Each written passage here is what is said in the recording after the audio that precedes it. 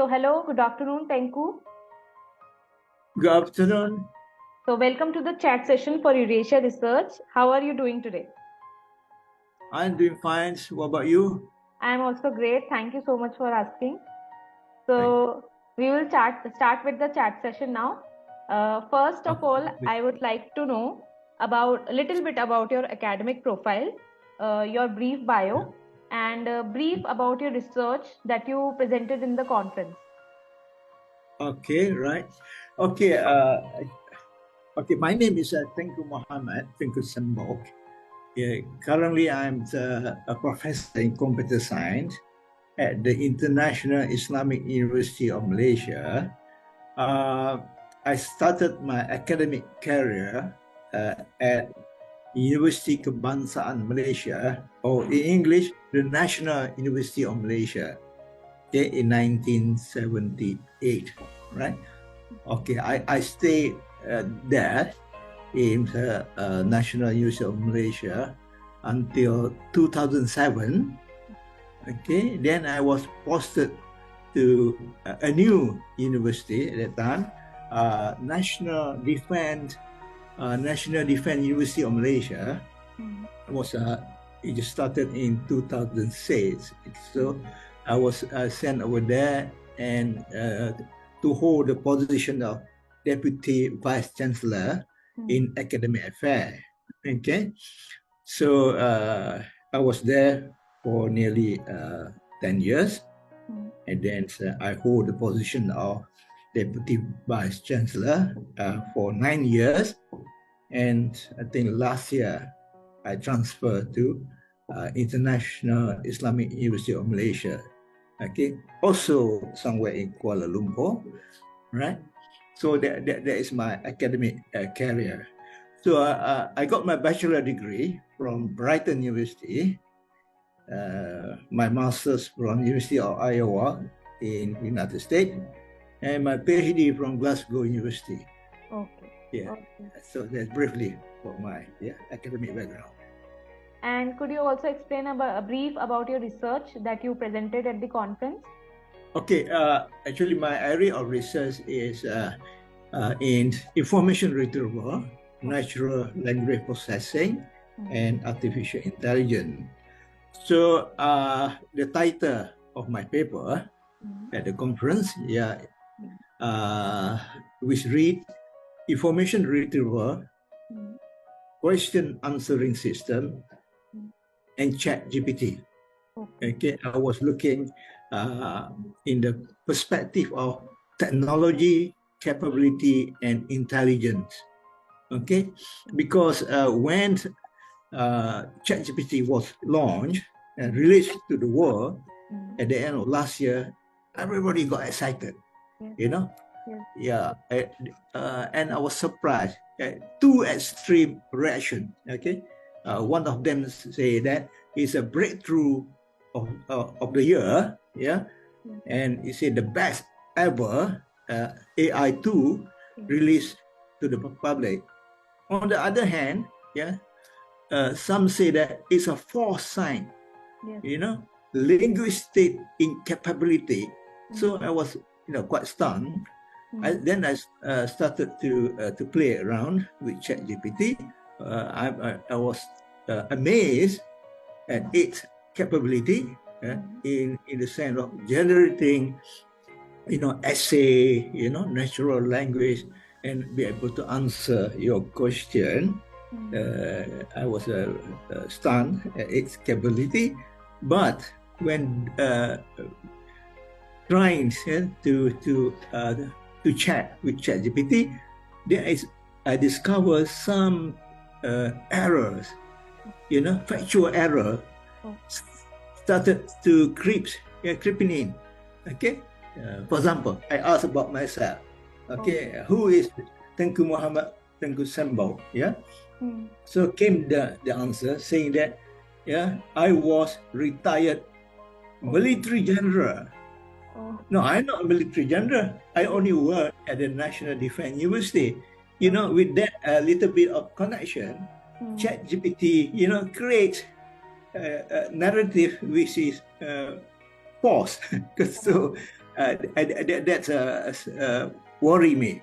So another interesting session that I have with ChatGPT, I started asking about the family of our new Prime Minister, Datuk Seri Anwar Ibrahim. So in the middle of conversation, ChatGPT was saying that our Prime Minister married twice. I was shocked. I was shocked. Then I asked ChatGPT, how do you know that our Prime Minister married twice?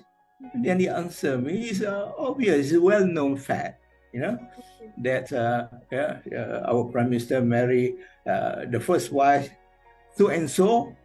That name, so-and-so, happened to be the wife of our former Prime Minister. Okay. This is bluntly, false. Okay. So I started like to know the model and the engine that power ChatGPT. So that sort of thing. My research that I get a very quick kind of research that I presented during the conference. During the conference, okay. Thank you so much. And so what was your motivation during the COVID to carry out the research and participate in the conference? Okay, as a academic, we shouldn't stop doing research and present our finding in conference. So for I think more than 2 years, was all this what call it? COVID. Pandemics. So I still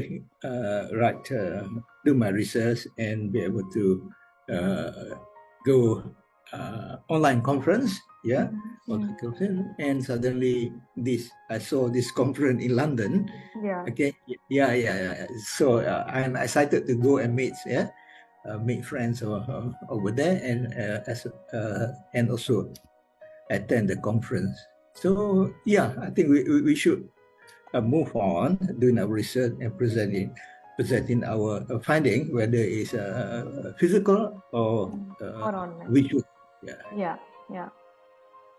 Thank you so much for sharing your experience. And so what is your opinion on attending an online conference rather than physical conference? Okay, there are advantages and disadvantages. The advantages is we save time, we save money.